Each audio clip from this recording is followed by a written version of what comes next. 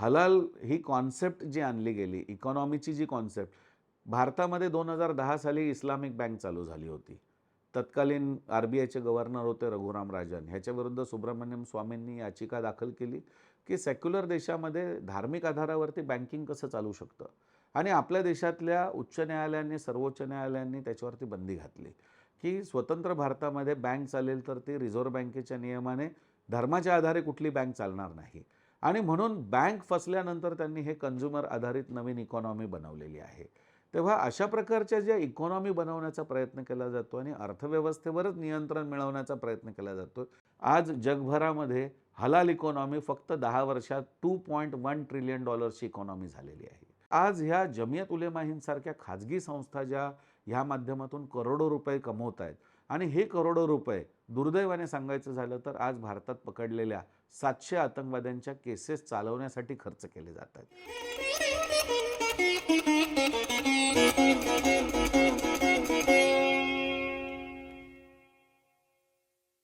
आपली खाद्य संस्कृती, फूड कल्चर या सगळ्याशी संबंधित परंतु धर्म, राजकारण आणि तितकेच संवेदनशील विषय जोडलेले असलेल्या एका मुद्द्यावर आपण आज चर्चा करणार आहोत रमेश शिंदे यांच्यासोबत, जे हिंदू जनजागृती समितीचे राष्ट्रीय प्रवक्ते आहेत आणि त्यांनी हलाल जिहाद या विषयावर काही संशोधन केले, त्यांचं काही म्हणणं आहे आणि त्यांनी केलेल्या संशोधनातून ते काही निष्कर्षही आपल्यासमोर मांडू इच्छितात. रमेश शिंदे, तुमचं मनपूर्वक स्वागत. नमस्कार. रमेशजी, सध्या तुम्ही जो विषय मांडताय तो हलाल जिहाद असा आहे आणि या विषयात तुम्ही यापूर्वीही सरकारशी अनेकदा संपर्क साधलेला आहे. उत्तर प्रदेश सरकारने हलाल जिहादला बंदी घातली असेही तुम्ही म्हणताय.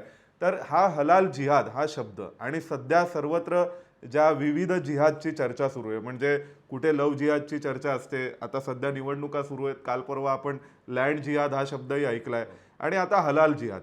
एका सर्वसामान्य व्यक्तीच्या दृष्टीने किंवा सर्वसाधारणपणे जी आपल्याकडे धर्मनिरपेक्ष किंवा जी हिंदुत्वाची ही जी कल्पना आहे त्यामध्ये सर्वसाधारण हिंदू व्यक्तीचं मत असं असतं की प्रत्येक ठिकाणी धर्म का जोडला जातोय किंवा यातून एक भावनांचं राजकारण करण्याचे प्रयत्न सुरू आहेत का, संवेदनशील मुद्द्यांना चुचकारून त्यातून काही मतांचं कॉन्सोलिडेशन करण्याचे प्रयत्न सुरू आहेत का. तर या सगळ्यावरती हलाल जिहादवर नेमका आक्षेप असण्याचं कारण काय? सगळ्यात अगोदर तर हलाल ह्या दृष्टिकोनातून जर म्हटलं तर हलाल हा मुस्लिम धार्मिक ग्रंथांमधला त्यांचा अधिकार आहे की त्यांनी कुठल्या पद्धतीचं मांस खावं, ते मांस कुठल्या पद्धतीने त्यांनी बनवावं आणि ह्याला आम्ही कधीच विरोध केलेला नाही आहे. त्यामुळे हलाल ह्या कॉन्सेप्टला आमचा विरोध नाही आहे. त्याच्या माध्यमातून जिहाद चालू आहे का हा प्रश्न आहे आपल्यापुढे. आणि ह्या दृष्टिकोनातून जर बघितलं तर आज आपण बघतोय की आता काल परवा वोट जिहाद हा राजकीय लोकांनीच काढलेला मुद्दा आहे की वोट जिहाद करा म्हणून. ह्याच्यात जिहादला एक प्रकारे ते म्हणतात की हे आमचं धार्मिक युद्ध आहे. तर हे धार्मिक युद्ध नेमकं कोणाच्या विरोधात आहे, कुठल्या देशाच्या विरोधात आहे का?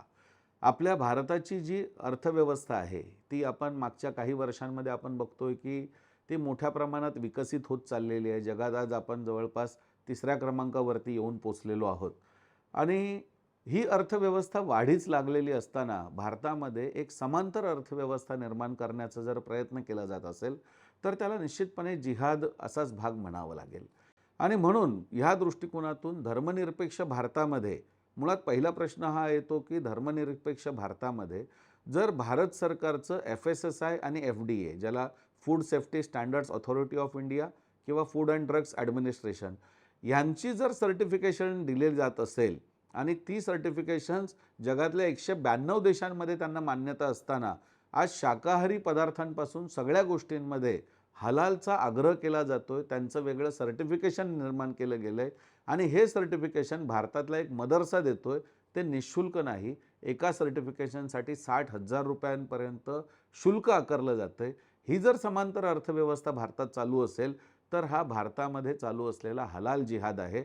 ह्या दृष्टिकोनातून आपण लक्षात घेतलं पाहिजे.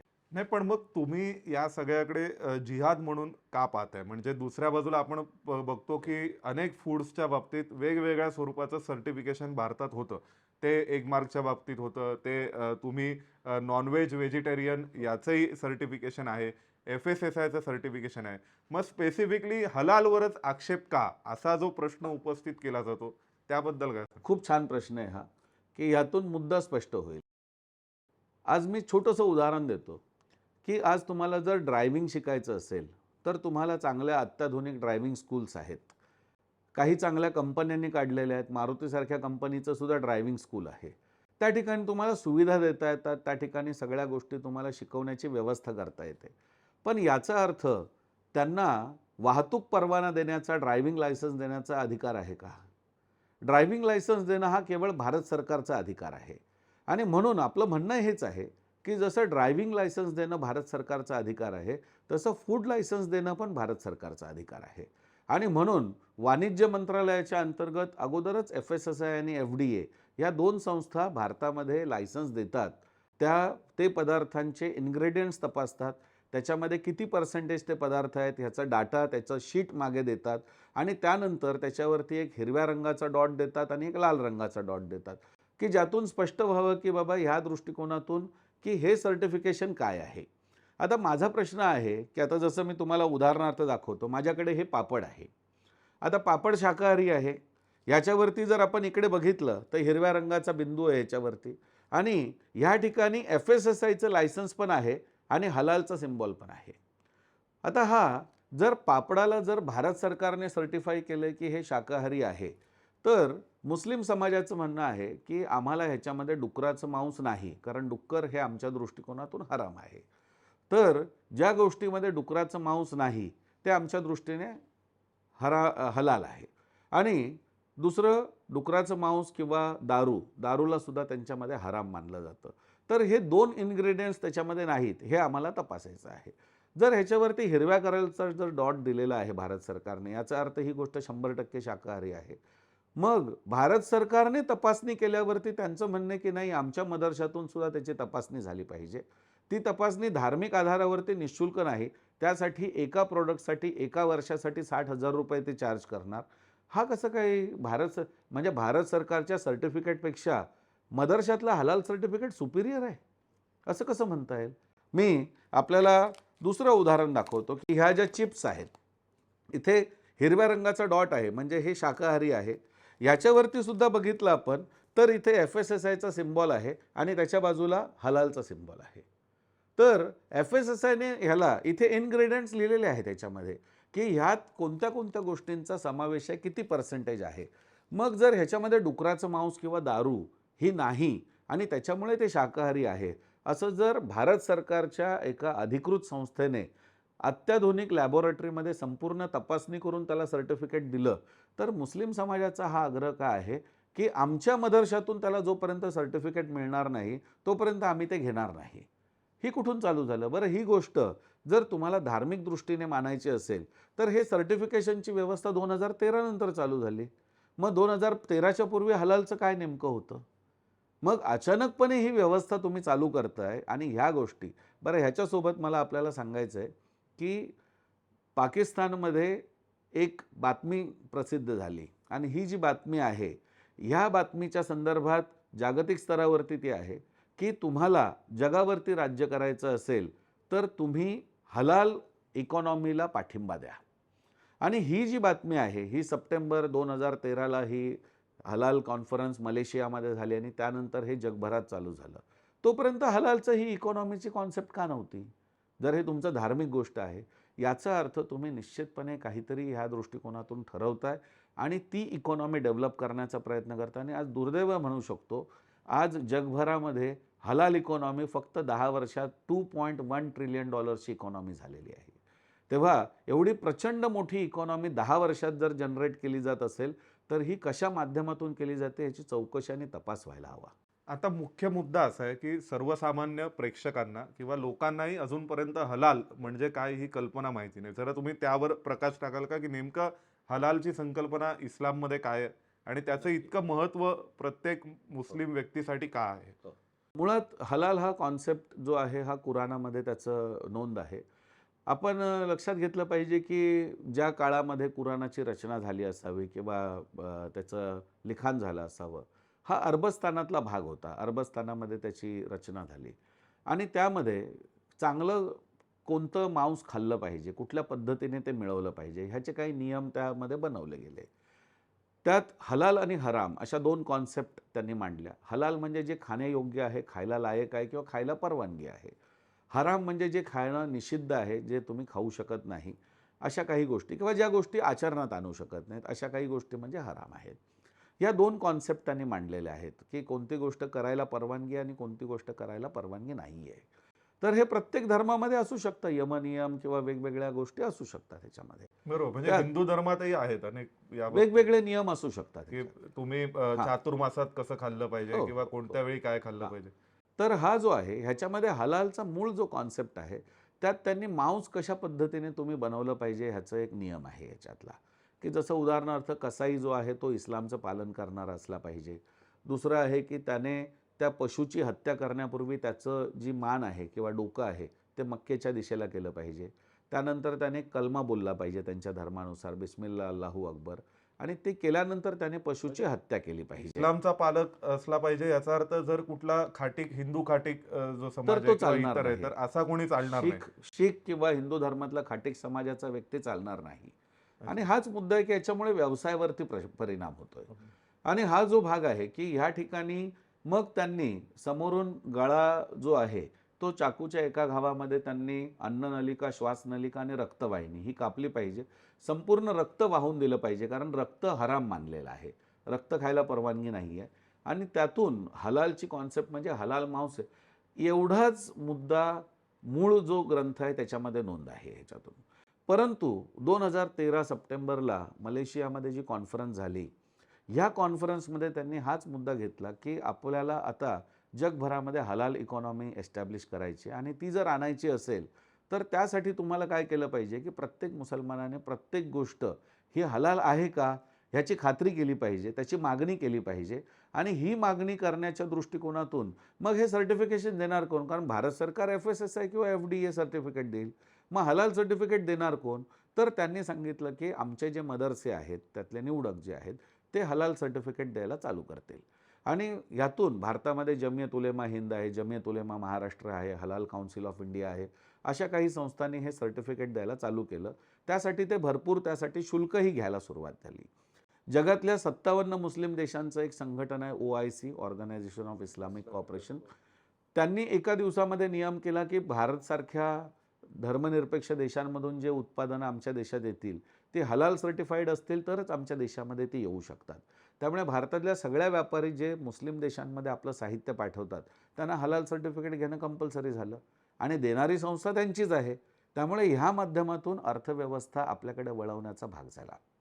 आता हे सर्टिफिकेट कसं आहे तर साधारणपणे हे सर्टिफिकेट अशा प्रकारचं आहे की त्याच्यामध्ये हे अशा पद्धतीचे लोगो जे आहेत ते हे त्याच्यामध्ये प्रिंट केले जातात. आणि ह्याच्याबरोबर जर आपण बघितलं तर वेगवेगळ्या ह्याच्यामध्ये आता ह्यात मी दाखवतो की ऑर्गॅनिक पदार्थ, ऑर्गॅनिक इंडियाचे किंवा तुळशीचा अर्क. आता तुळशीच्या अर्कामध्ये मांस कसं असू शकेल? कुठलाही हिंदू ते घालणार नाही. मग ह्याच्यासाठी हलाल सर्टिफिकेटची आवश्यकता काय आहे? परंतु हे आहे. आता आधुनिक काळात जर हे दाखवलं तर हे mingle.com ही डेटिंग वेबसाईट आहे. वेबसाईटला हलाल सर्टिफिकेट दिलं गेलेलं आहे. आता मला सांगा, वेबसाईटला हलाल सर्टिफिकेट हे धार्मिक ग्रंथात कसं असू शकेल? 40 वर्षापूर्वी इंटरनेटच नव्हतं. म्हणजे ह्या माध्यमातून जी अर्थव्यवस्था, आता अजून एक तुम्हाला दाखवतो, हलाल टुरिझम. आता पर्यटनामध्ये हलालची कॉन्सेप्ट आणली आहे. सगळ्या 5 स्टार हॉटेल्सला त्यांनी हलाल सर्टिफिकेट घेणं कंपल्सरी केलं आहे, नाहीतर त्यांच्याकडे ते राहणार नाहीत. मुंबईसारख्या शहरामध्ये जिथे बॉम्बे स्टॉक एक्सचेंज आहे तिथे हलाल स्टॉक मार्केट चालू झालेलं आहे. आता हे जर गोष्ट बघितली तर मला सांगा की ह्या कुठल्या धार्मिक ग्रंथात गोष्टी आहेत? स्टॉक मार्केटची कॉन्सेप्ट कधी आलेली आहे? मग हे बघितलं तर लक्षात येतं की ही एक अर्थव्यवस्था स्वतःकडे डायव्हर्ट करण्याचा प्रयत्न आहे का? या माध्यमातून काय चालू आहे? आणि हा जो भाग आहे, म्हणून मी ह्या विषयावरती अभ्यास केला की कोणाचं खाणं पिणं ह्याच्याशी आमचा काही संबंध नाही. तुम्ही तुमच्या धर्मात जे खाणं बरोबर, पिणं कारण सांगितलेलं मूळ आहे, आक्षेप हा घेतला जातो की हां, तुम्ही खाणं पिणं लोकांचं हो, रेग्युलराईज करताय तर किंवा तो तुमचा अधिकार आहे धार्मिक दृष्टिकोनातून, आम्हाला त्याच्याशी काही देणं घेणं नाही. पण हलालच्या नावे तुम्ही टुरिझम चालू कराल, भारताच्या व्यापारावरती तुम्ही निर्बंध आणाल, हलालच्या नावे स्टॉक मार्केट चालू कराल, वेबसाईट्सला रेग्युलेट कराल, आणि आपली एक स्वतंत्र केरळमध्ये बिल्डिंग चालू आहे पहिली भारतातली हलाल सर्टिफाईड रेसिडेन्शियल कॉम्प्लेक्स. म्हणजे दगड विटा सिमेंटच्या बिल्डिंग मध्ये सुद्धा हलाल आणि हराम हलाल असा आहे. कल्पना असू शकते अगदी. असं. तर हा जो भाग आज निर्माण झालेला आहे, ह्या दृष्टिकोनातून आमचं म्हणणं आहे की मग ह्या बाबतीमध्ये हिंदूंचा धार्मिक अधिकार कुठे ह्या देशात? जर हा देश सगळ्यांचा आहे, खाण्यापिण्याचा अधिकार सगळ्यांचा, आपल्याला आठवत असेल मोदी सरकारने 2014 साली सत्तेत आल्यानंतर एक गोहत्या प्रतिबंधक कायदा केला होता. नंतर महाराष्ट्र सरकारनेही केला. त्या काळात मुस्लिम समाजाने सुप्रीम कोर्टामध्ये जाऊन सांगितलं की संविधानाने आम्हाला फ्रीडम टू ईट दिलेलं आहे आर्टिकल 14-15च्या अंतर्गत, 25च्या अंतर्गत, आणि आम्हाला प्रत्येक आमचं जे अपेक्षित आहे ती गोष्ट खाण्याचा अधिकार आहे. सर्वोच्च न्यायालयाने त्याला मान्यता दिली. मग तुम्हाला जसं खाण्याचा अधिकार आहे तसं हिंदूंना खाण्याचा अधिकार नाही आहे का? मग ही सगळी प्रोडक्ट जर हलाल सर्टिफाईड होत असतील तर मला जर नॉन हलाल एखादी गोष्ट हवी असेल तर मला नॉन हलाल गोष्ट कुठे मिळते? पण आता यात एक मुद्दा असा आहे की तुम्ही ज्या सर्व मुद्द्यांना स्पर्श करताय त्यात एकतर हे अर्थकारण आहे हो. किंवा मग यामागे धार्मिक राजकारण आहे किंवा हे धर्माचं आहे, कारण नेमकं याला समजायचं कसं. हो. दुसरा मुद्दा सर्टिफिकेशनचा जेव्हा विषय येतो, मला एक प्रसंग आठवतो ज्यावेळी विश्व हिंदू परिषद अधिकृत फल विक्रेता असा एक प्रकार उत्तर प्रदेशात झाला होता हो, हो. आणि त्यावर लगेच FIR ही झाली बरोबर. आणि गुन्हा दाखल झाला, संबंधित व्यक्तीवर गुन्हा दाखल करण्यात आला आणि त्या संबंधित फळ विक्रेत्याचं लायसन्स वगैरे कॅन्सल करण्यात आलं होतं. तर मग अशा प्रकारचं सर्टिफिकेशन हे धार्मिक संस्थांनी कितपत द्यावं, अशा प्रकारची प्रॅक्टिस ही इस्लामिक देशांमध्ये तरी आहे का? आणि यामागे तुम्ही अर्थकारण पाहताय की धर्माचं राजकारण पाहताय? नाही, ह्यामध्ये निश्चितपणे अर्थकारण आणि धर्माचं राजकारण हे दोन्ही एकत्रपणे केलं जातं आहे. ह्याचं कारण दोन गोष्टी मला सांगाव्याशा वाटतील की ज्याच्यामध्ये पहिला यश आम्हाला मिळालं. भारतातून ज्या गोष्टी एक्सपोर्ट होतात तर त्याला लायसन्स देणारी भारत सरकारची संस्था आहे अपेडा. या अपेडा संस्थेने जेव्हा लायसन्स देणं चालू केलं त्यावेळी 2013मध्ये तिथे नियम आणला गेला की तुम्ही एक्सपोर्ट लायसन्सला अप्लाय करत असाल तर तुम्ही पहिला हलाल सर्टिफिकेट आणलं पाहिजे जमियत उलेमा हिंदचं, त्याशिवाय अप्लायच नाही करू शकत. मी ह्याच्या विरुद्ध पिटिशन घातली की माझं म्हणणं होतं की बाबा जर मला माझं सामान जर्मनीला पाठवायचं असेल, चीनला पाठवायचं असेल, व्हिएतनामला, ह्यातले कुठलेच देश मुस्लिम देश नाही आहे, ते माझ्याकडे हलाल सर्टिफिकेट मागत पण नाही आहेत. मग भारत सरकार का म्हणतंय की मी हलाल सर्टिफिकेट मॅन्डेटरी आहे याच्यासाठी? म्हणून ह्याच्याविषयी याचिका केली आणि जानेवारी 2023ला मोदी सरकारने पहिला निर्णय ह्याविषयीचा घेतला आणि एक्सपोर्ट लायसन्सचं तुम्ही जे अप्लाय करता अपेडामध्ये तिथून त्यांनी हलाल सर्टिफिकेट पूर्णपणे बंद केलं. हा निर्णय कधी झाला? जानेवारी 2023ला. आणि त्यामध्ये मोदी सरकारने हे सांगितलं की तुम्ही जर मुस्लिम देशांशी व्यापार करायचा असेल तर तुम्ही हलाल सर्टिफिकेट त्या देशाचे नियम म्हणून घेऊ शकता, पण एक्सपोर्ट लायसन्सच्यासाठी मॅन्डेटरी भारत सरकारचा हा नियम नसेल. तर हा जो भाग आहे आमचं म्हणणं हेच आहे की तुम्ही ह्या पद्धतीने हे बेकायदेशीरपणे जर भारतामध्ये ह्या गोष्टी घालत असाल तर हे चुकीचं आहे. मग उत्तर प्रदेश सरकारचं मध्ये तुम्ही म्हणत होता की Exactly. त्यांनी आणि जेव्हा आम्ही ह्या विषयावरती काम करणं चालू केलं याच्यामध्ये, तर आता मला हे मुद्दाम दाखवायचं आहे की ह्याच्यामध्ये मॅकडोनाल्ड्स किंवा KFC किंवा पिझ्झा हट, बर्गरिंग हे जे आहेत हे सगळे डिक्लेअर करतायत आपल्या वेबसाईटवरती की आमचं रेस्टॉरंट हे 100% हलाल सर्टिफाईड रेस्टॉरंट आहे. आमचं म्हणणं आहे तुम्ही हलाल सर्टिफाईड करायला आम्हाला काहीच अडचण नाही, परंतु तुमच्याकडे जर येणारा ग्राहक हा जर 5% मुस्लिम असेल तर तुमच्या रेस्टॉरंटमधली एक सीट तुम्ही त्यांना रिझर्व करा, आरक्षित करा आणि तिथे लिहा की बाबा ही सीटवरती जे बसतील त्यांना हलाल फूड सर्व केलं जाईल. परंतु बाकी जे 90% तिथे येणारे हिंदू आहेत, शीख आहेत, शीख लोकांच्या धर्मग्रंथात लिहिलेलं आहे की शीख हा हलाल मांस कुठल्याही परिस्थितीत खाऊ शकत नाही. तो अल्पसंख्य आहे, त्याच्या धर्माचा आदर का होऊ नये ह्या देशामध्ये? आणि म्हणून हे 100% हलाल सर्टिफाईड फूड जे देण्याची जी सिस्टीम चालू झाली त्याला आम्ही आक्षेप घेतला की बाबा भारतामध्ये राहणाऱ्या प्रत्येक नागरिकाला खाण्याचा जर तितकाच अधिकार असेल तर तुम्ही आमच्यावरती जबरदस्ती कशी करू शकता? आणि म्हणून ह्या दृष्टीने जी आम्ही जागृती केली त्यातून उत्तर प्रदेशचे मुख्यमंत्री माननीय योगी सरकार जे आहे योगीजींचं, तर त्यांनी ही गोष्ट लक्षात घेतली आणि FSSAIचा जो कायदा आहे त्याच्यामध्ये कलम आहे मिस ब्रँडिंग. म्हणजे भारत सरकारने एकदा तिथे लोगो त्यांचा प्रिंट केला आणि ते घोषणा केली की हे काय कुठलं उत्पादन आहे नेमकं, तर त्याच्यावरती दुसरी कुठलीही संस्था दुसरा लोगो छापू शकत नाही. याला मिस ब्रँडिंग म्हटलं जातं की तुम्ही भारत सरकारच्या लोगोविषयी संशय निर्माण करताय ह्यातून. आणि हलालचा लोगो आल्यामुळे संशय निर्माण लोकांना की बाबा हलालचं घ्यायचं की नाही घ्यायचं, FSSAIचं मानायचं की नाही मानायचं. आणि हा मिस ब्रँडिंगचा क्लॉज लावून त्यांनी संपूर्ण उत्तर प्रदेशमध्ये म्हणजे भारतातलं पहिलं राज्य बनलं की जिथे हलाल सर्टिफाईड, त्यांनी मीठ त्याच्यात घेतलेलं नाही, मांसाला घेतलेलं नाही, तर हलाल सर्टिफाईड जी सगळी प्रोडक्ट्स आहेत त्यांनी सांगितलं की भारत सरकारचंच, इव्हन निर्मला सीतारामन यांनी याविषयी प्रेस कॉन्फरन्स घेऊन सांगितली की लायसन्स देण्याचा अधिकार फक्त भारताच्या मंत्रालयांना आहे. कुठलीही खाजगी NGO लायसन्स देऊ शकत नाही. हे भारताच्या अर्थमंत्र्यांचं स्टेटमेंट आहे. आणि म्हणून ह्या दृष्टिकोनातून आमचं म्हणणं आहे, की जर भारताचे अर्थमंत्री म्हणत असतील, एका राज्यात ह्याच्यावर बंदी येत असेल, तर निश्चितपणे बेकायदेशीर गोष्ट आहे ही. मग योगी सरकारने ज्यावेळी हलाल बॅन केलं असं हो. तुम्ही म्हणताय, हलाल सर्टिफिकेशन बॅन हो. केलं आणि त्यात मांसाहारी पदार्थांसाठी आहे. हो. म्हणजे इतर जे शाकाहारी म्हणजे आता जे आपण तुम्ही Exactly. प्रकार दाखवलेत की अन्य ज्या गोष्टी हा होत्या. म्हणजे वेफर्स पासून ते पापडापर्यंत जिथे हलाल सर्टिफिकेशन येते ते बॅन केलं गेलेलं आहे. हा मुद्दा किंवा अशा स्वरूपाची जी कारवाई योगी सरकारने केली ती एक्झिस्टिंग कायद्याद्वारे केली आहे. हो. मग इतर राज्य सरकारांनी मग त्या बाबतीत काही केलंय का? तुम्ही कोणासोबत आणखीन त्या बाबतीत हो. करस्पॉन्डन्स कम्युनिकेशन केलंय का? या संदर्भात महत्त्वाचं म्हणजे की उत्तराखंडच्या सरकारने आम्हाला कळवलं की आम्ही लवकरच हलाल सर्टिफिकेशनवर बॅन घालू. त्यानंतर महाराष्ट्र शासनामध्ये आम्ही शिवसेनेच्या ज्या प्रवक्ते आहेत डॉक्टर मनीषा कायंदे, त्यांना आम्ही जाऊन भेटलो. त्यांनी मुख्यमंत्र्यांकडे या संदर्भातलं निवेदन दिलं आणि मुख्यमंत्र्यांनी त्यावरती शेरा मारलेला आहे की तात्काळ प्रस्ताव सादर करावा. आता निवडणुकीचा कालावधी झाल्यानंतर आम्हाला असं अपेक्षित आहे की महाराष्ट्रामध्ये सुद्धा कारण योगीजींचा आदर्श आपण घेतला पाहिजे की जर त्यांनी जर कायद्याच्या आधारे जर त्याच्यावरती कारवाई केलेली आणि जो आहे एक्झिस्टिंग कायदा आणि आहे, एक्झिस्टिंग म्हणजे नवीन कायदा आहे, कायदा हा तयार का केला. बेकायदेशीर गोष्ट नाही आहे. त्यामुळे आणि खाण्याचा पूर्वीच्या सरकारपासूनचा कायदा आहे असं पण हो. आहे का? म्हणजे हो, काँग्रेस हो, हो. सरकारपासूनचा असला तर तो अजून FSS आणि ह्याच्यात म्हणजे अजून सोपं असतं ते हो. बऱ्याचदा, नाहीतर त्यात आणि ह्याच्यात आणखीन एक विशेष गोष्ट काय आहे की आज हलाल सर्टिफिकेशन जरी म्हटलं तरी सुद्धा हलाल सर्टिफिकेशनचं स्टँडर्ड ऑपरेटिंग प्रोसिजर नाही आहे. म्हणजे शिया लोकांचं हलाल वेगळं आहे, सुन्नी लोकांचं हलाल वेगळं आहे, प्रत्येक संस्थेचं वेगळं आहे. त्यामुळे तुम्ही जर जमियत उलेमा हिंदचं हलाल सर्टिफिकेट घेतलं तर तुमचं सामान हे इराणमध्ये ॲक्सेप्ट होणार नाही. कारण अच्छा, इराण म्हणजे शिया देश तसंही आहे. आहे. मग ते हां. इराणला पाठवण्यासाठी मग तुम्हाला कुठलं? परत वेगळं हलाल सर्टिफिकेट घ्यावं लागतं.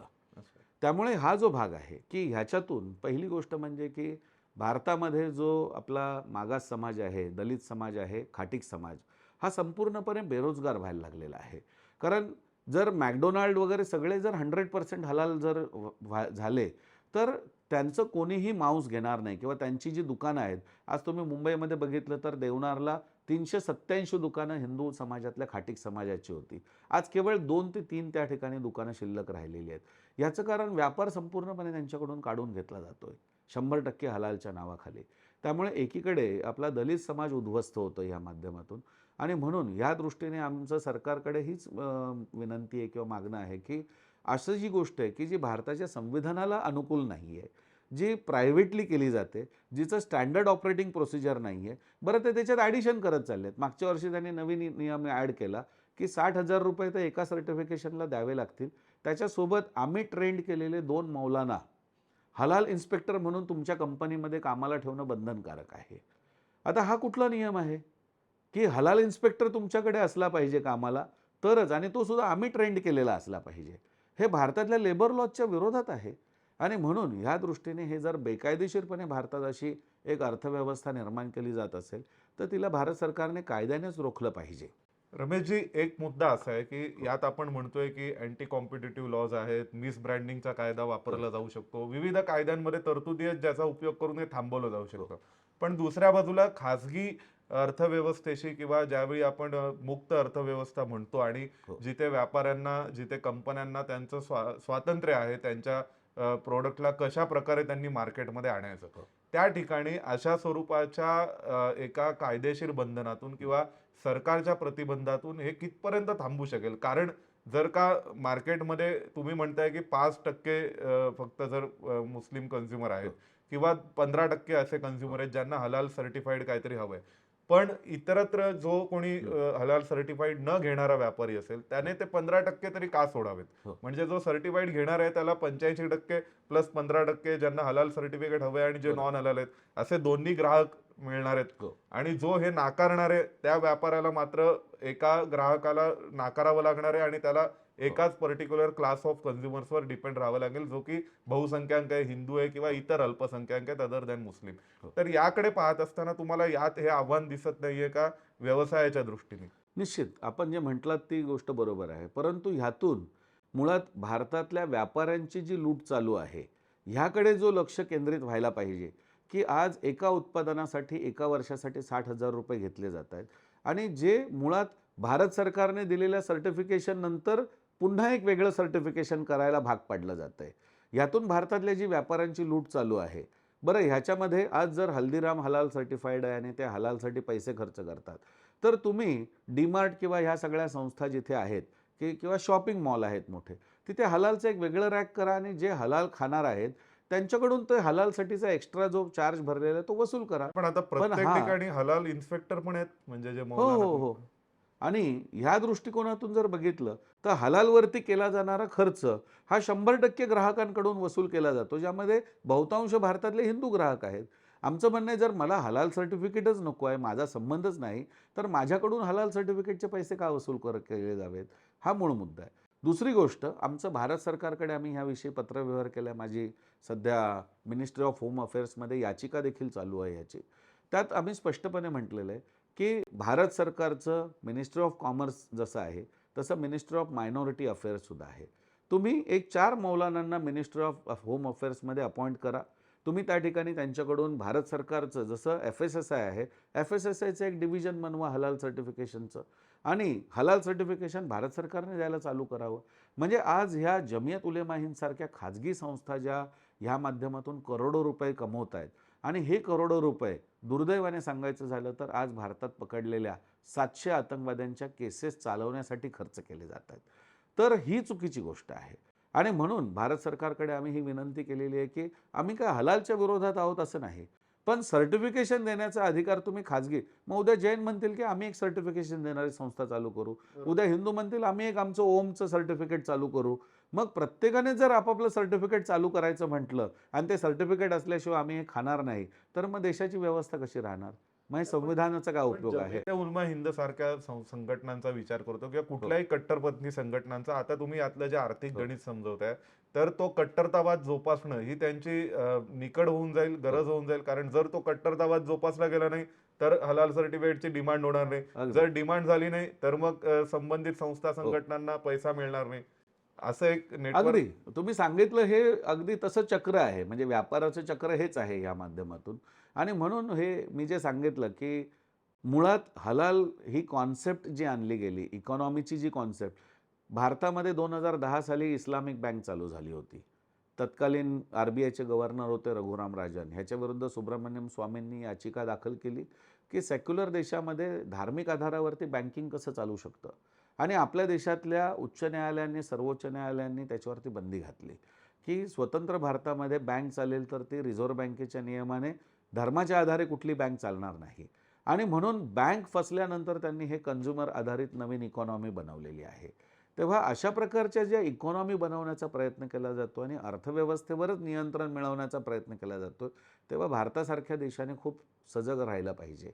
आणि म्हणून आमचं म्हणणं हेच आहे की ह्या दृष्टीने ज्या संस्था हे सर्टिफिकेशन करत आहेत त्यांचं अकाउंट्स तपासा, त्यांचे हिशेब, ते जनतेकडून पैसे घेत आहेत तर त्यांच्या RTIचा नियम लावा त्यांना की त्यांना आलेले पैशाचं करतात काय, नेमकं काय वापर केला जातो याच्यामध्ये. ह्या जर गोष्टी झाल्या तरच ते कुठेतरी थांबू शकेल.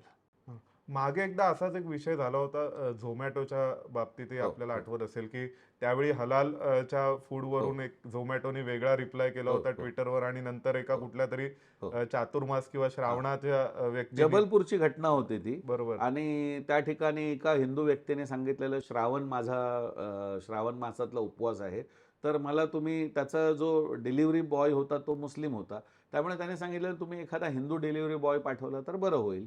आणि त्याच्या विरोधामध्ये food has no religion but food is religion food is religion. आणि त्याच्यानंतर अब्दुल नासिर नावाच्या मुस्लिम व्यक्तीने त्याच झोमॅटोला पाठवलेलं की तुम्ही ज्या रेस्टॉरंटमधून जेवण पाठवलंय ते हलाल आहे की नाही मला माहीत नाही, त्यामुळे मी जेवण घेणार नाही. तर त्याच झोमॅटोने आपल्या वेबसाईट आणि ॲपवरती हलाल रेस्टॉरंटचं एक नवीन सेक्शन चालू केलं.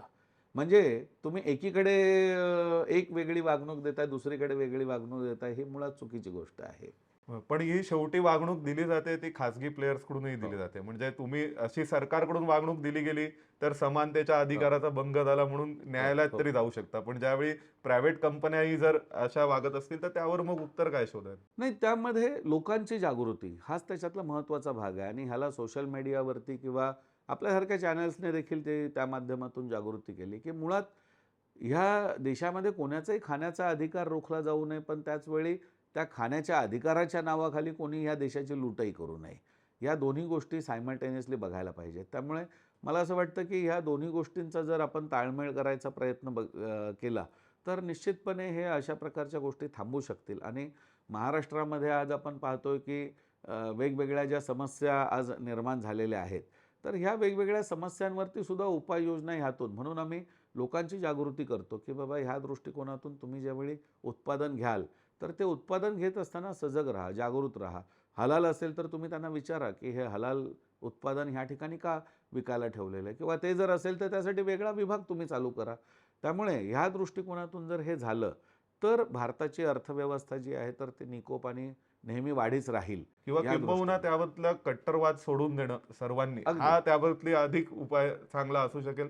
निश्चितच. बरोबर, पण तो सगळ्या बाजूनी सोडला गेला पाहिजे एकाच वेळी, तो तो सर्वात नाही, मोठा कारण प्रश्न. त्यामुळेच म्हणून हिंदूंनी ह्यामध्ये स्पेसिफिक कुठलीही मागणी केलेली नाही आहे. हिंदूंनी हे जरी सर्टिफिकेशन 2013 पासून असलं, तरीसुद्धा काय आमचं एक सर्टिफिकेशन लागू करा असंही मागणी केलेली नाही. मी आत्ताचं हल्लीचं उदाहरण सांगतो की चेन्नईमध्ये एक जैन बेकरी आहे. त्यांनी फक्त स्वतःच्या WhatsApp पोस्टमध्ये लिहिलं की आमचं जैन जेवण, कारण ते कांदा, लसूण वगैरे त्यांचे खूप नियम आहेत. तर त्यांनी फक्त लिहिलं की आमच्या स्टाफमध्ये सुद्धा मुस्लिम स्टाफ नाही. तर त्यांच्यावरती लगेचच 2 समाजामध्ये द्वेष पसरवल्याचा गुन्हा दाखल केला गेला. मग एकीकडे जर त्यांनी फक्त एवढं लिहिलं की आमच्याकडे मुस्लिम स्टाफ नाही, ते सुद्धा सोशल मीडियावरती, त्यांच्यावरती लगेच गुन्हा दाखल झाला, त्यांना अटक झाली. तर मग माझा प्रश्न आहे की हलालमध्ये स्पष्ट कायद्यातच त्यांच्या लिहिलेलं आहे की मुस्लिम सोडून दुसरं कोणी हलाल करू शकत नाही. मग ह्या सगळ्या मौलानांना का अटक होऊ नये? त्यामुळे एकीकडे जर एका कायद्याचं जर तुम्ही एन्फोर्समेंट एका पद्धतीने करताय, तर त्याचं दुसऱ्या पद्धतीने जर बघितलं तर त्याच पद्धतीने त्याचंही एन्फोर्समेंट व्हायला पाहिजे. धन्यवाद. तर आपण लक्षात घेऊ शकतो की ज्याचा त्याचा धर्म आणि प्रत्येक धर्माच्या आधारे जर आता अन्न पदार्थांनाही जर विभाजित करण्याची वेळ येऊ लागली, तर किती गंभीर प्रश्न निर्माण होऊ शकतात. आणि हलाल सर्टिफिकेशनचा मुद्दा आणि त्या मुद्द्यावरून सुरू असलेला जो विरोध आहे हिंदुत्ववादी संघटनांकडून, तर त्याबाबत त्यांची जी भूमिका आहे, ती भूमिका आपल्याला रमेश शिंदेंनी आज व्यवस्थित समजावून सांगितली. त्याबद्दल तुमचे आभार. आपण पुन्हा भेटू एका नव्या विषयासह. तुम्हाला हा व्हिडिओ कसा वाटला, या मुलाखतीतले मुद्दे कसे वाटले, त्याबद्दल कमेंट बॉक्समध्ये जरूर व्यक्त व्हा. आणि हा व्हिडिओ आवडला असला तर मित्रपरिचितांना फॉरवर्ड करा, लाईक करा आणि सबस्क्राईब सुद्धा करा. धन्यवाद.